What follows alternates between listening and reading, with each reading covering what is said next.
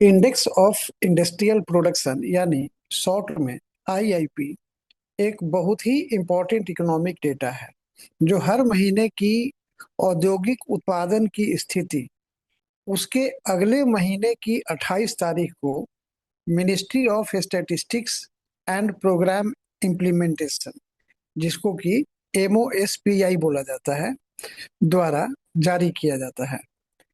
यदि 28 तारीख अवकाश हुआ, हॉलीडे हुआ, तो यह डेटा उसके अगले जो वर्किंग डे होता है उस दिन जारी किया जाता है एमओएसपीआई द्वारा। ये बात तो समझ में आ गई। इसी फॉर्मूला के तहत फरवरी 2026 में इंडिया में इंडस्ट्रियल प्रोडक्शन के इंडेक्स में 5.2% का ग्रोथ दर्ज किया गया है।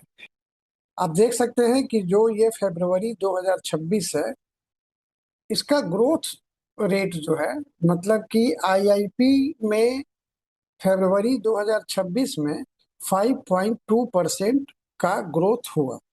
ठीक है। ये जो ग्रोथ है, ये मेनली मैन्युफैक्चरिंग सेक्टर और माइनिंग एंड क्वेरिंग सेक्टर में ग्रोथ जो रजिस्टर हुआ है उसके कारण से ये हुआ है। नहीं तो और बाकी में इतना ग्रोथ नहीं हुआ। और अगर उस पर निर्भर रहता तो ये 5.2% का ग्रोथ अचीव नहीं किया जा सकता था। मैन्युफैक्चरिंग सेक्टर में फरवरी 2026 में 6% का ग्रोथ रेट दर्ज हुआ और माइनिंग एंड क्वेरिंग में 3.8 ये 3.1% का ग्रोथ रेट रजिस्टर किया गया। तो आप देख सकते हैं, यही अगर आपको ज्यादा अगर इसमें जानकारी लेनी हो तो मैन्युफैक्चरिंग सेक्टर में जो फरवरी 2026 में 6% का ग्रोथ रेट जो रजिस्टर हुआ, वो जनवरी 2026 में ये केवल 5.3% था। ठीक है। अब इसमें आपको और भी बातें और पॉइंट्स इसमें लिख दिया गया है, आप इसमें से देख सकते हैं। ठीक है। इलेक्ट्रिसिटी में भी रजिस्टर किया गया, लेकिन इलेक्ट्रिसिटी में कम रजिस्टर हुआ है ग्रोथ, और ये केवल 2.3%। आप देख सकते हैं कि 2.3% केवल ग्रोथ रजिस्टर हुआ फरवरी 2026 में, जबकि जनवरी 26 में इसमें 5.1% का ग्रोथ रेट दर्ज किया गया। तो इसमें जो है डिक्लाइन हो गया। अगर इस तरह के पैरामीटर्स पर रहते तो और फरवरी 2026 में आईआईपी में इतना ग्रोथ करना मुश्किल था। अब ये जो फरवरी 2026 का 5.2% का जो ग्रोथ है, इसको हम दो कंपैरिजन के तहत समझ सकते हैं। दो तुलनात्मक अध्ययन जो जिसको कहते हैं, उससे हम समझ सकते हैं। एक कंपेयर हम करेंगे जनवरी 2026 से, जिसमें कि ये 5.1% था। एकदम स्लाइट आप देख रहे हैं कि 0.1% का ये ग्रोथ रजिस्टर हुआ है इसके पिछले महीने से। हालांकि ये जो 5.1% का जो ग्रोथ रेट का डेटा है, ये जब 28 जनवरी, ये 28 फरवरी को जो आया था, उसमें ये 4.8 ही दिया गया था।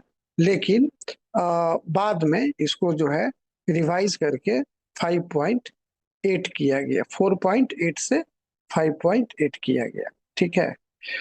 अब दूसरा जो कंपैरिजन है वो हम करेंगे फरवरी 2025 से। आप देख सकते हैं कि फरवरी 2025 में जो आईआईपी था उसमें केवल 2.7% का ग्रोथ रेट दर्ज हुआ था।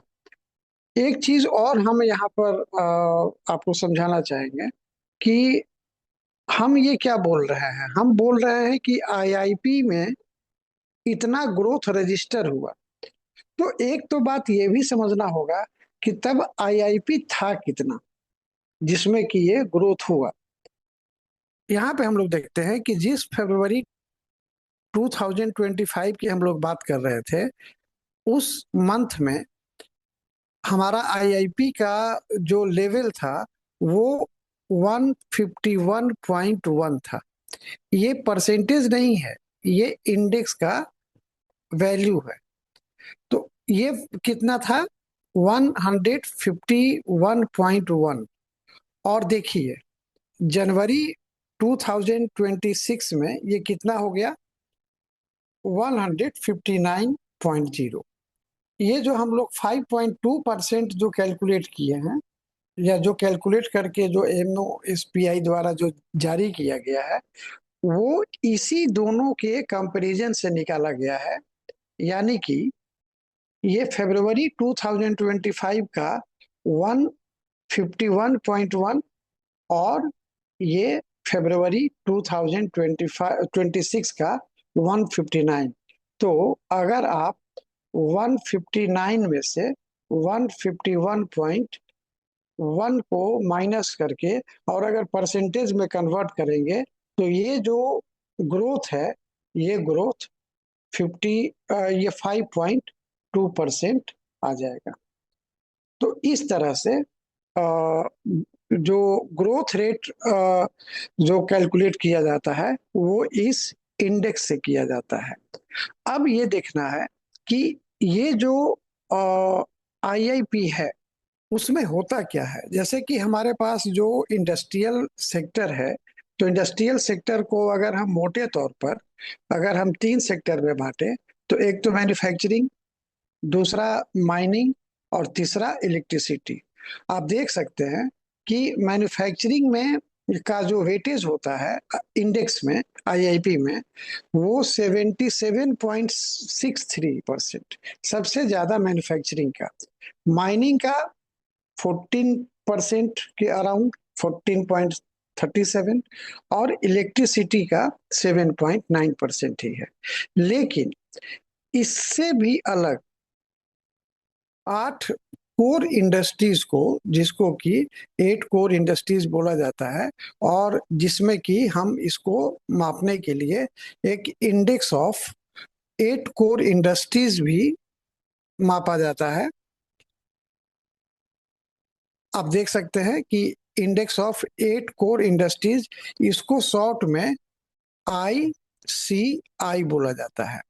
तो ICI, अब जैसे कि इसमें से ले लिए और इसमें से ले लिए, इसको मिलाकर 8 कोर इंडस्ट्रीज बनाया जाता है। और इस 8 कोर इंडस्ट्रीज का जो वेटेज होता है वो 40.27% होता है।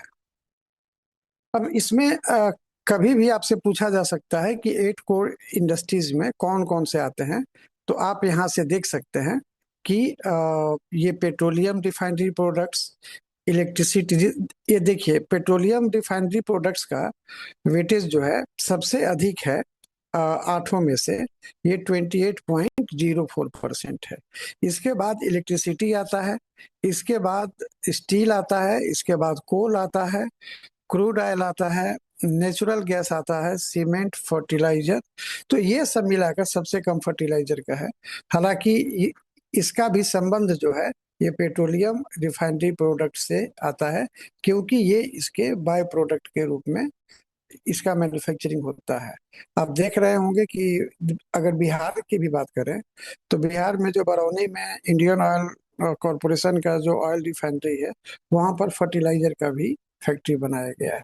तो इस तरह से ये, तो आप देख सकते हैं कि एक तो हम क्या से क्या सीखे कि एक तो कि जो कोर इंडस्ट्रीज है उसमें कैसे कितना वेटेज है उसका, और क्या उसकी स्थिति है पूरे आईआईपी में। एक बार हम आईआईपी का फ्लक्चुएशन देख लेते हैं, और ये भी देख लेते हैं कि सॉरी, ये आईसीआई का, कि आईसीआई फरवरी 2026 में क्या स्थिति है, और जनवरी 2026 से ये कितना वेरी किया है। आप देख सकते हैं कि जनवरी 2026 में ये 4.7% का ग्रोथ हुआ था, जबकि फरवरी 2026 में इसमें केवल 2.3% का ये ग्रोथ हुआ है। तो जो हम शुरू में आपको बोले थे कि मैन्युफैक्चरिंग में और माइनिंग एंड क्वेरिंग में सबसे ज्यादा जो ग्रोथ हुआ, उसी के कारण ये 5.2% हुआ। नहीं तो देखिए कि कोर इंडस्ट्रीज की स्थिति ये है कि 4.7 से घटकर 2.3% पे आ गया। अब इसमें जो 8 जो कोर इंडस्ट्रीज हैं, जो कोर सेक्टर्स हैं, उसमें उसके जो कंपोनेंट्स हैं, उसमें आप देखिए कि कितनी मतलब किस तरह की स्थिति है। काफी फ्लक्चुएशन है और इसमें अच्छी स्थिति नहीं कही जा सकती है। उसी के कारण से 2.3% पर आ गया 4.7% से। आप इसको देखकर जो भी अनुमान लगाना होगा, आप इसमें से डिटेल स्टडी कर सकते हैं। क्योंकि हमको लगता है कि इतना डेटा आपको ही अगर याद रह जाए तो काफी है। ये आप एक्स्ट्रा स्टडी के रूप में आप कर सकते हैं। ठीक है। और इसमें एक बात और याद रखिएगा कि जो अभी आईआईपी के लिए हमारा बेस ईयर है, वो बेस ईयर कितना है? 2022-23 फाइनेंशियल ईयर जो है, इसको बेस ईयर के रूप में रखा गया है। पहले क्या था? 2011-12। ठीक है। अब इसमें हम लोग एक काम और किए हुए हैं कि देखिए, अगर आप यहाँ से देखेंगे तो आपके लिए 5 एमसीक्यूज दिए गए हैं, जो कि अच्छे हैं, आपको काम दे सकते हैं। आप इन पांचों को सॉल्व भी कर सकते हैं। आप अपने से भी कर सकते हैं, वैसे हम करा दे रहे हैं इसमें। इसमें देखिए सिंपल ही है, लेकिन यही सिंपल सिंपल जो ये है आपका डेटा है, उसको आगे चल के एक में जोड़कर स्टेटमेंट बेस्ड भी बन सकता है। तो एक तो हुआ ये पहला। ये क्वेश्चन क्या है कि what was the growth rate in the IIP in month of February 2026? तो ऑब्वियस है 5.2। What was the growth rate in IIP in the month of January 2026? जो कि हम लोग कंपेयर किए थे और फाइनल जो डेटा आया था 4.8 से बढ़कर 5.1% हुआ। तो ये इसका आंसर हो जाएगा। क्वेश्चन नंबर थर्ड में देखते हैं, consider the following growth rates in the following sectors.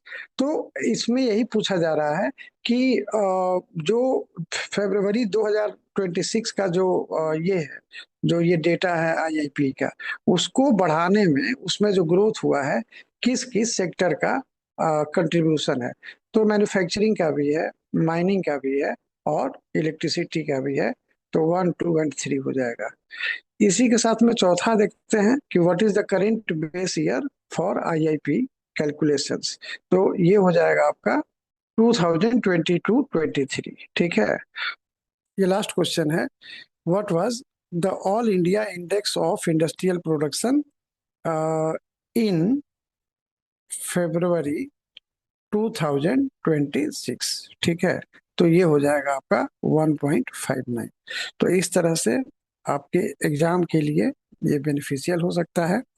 आगे और भी जो अपडेट होगा फिर हम लोग मिलेंगे। Thank you.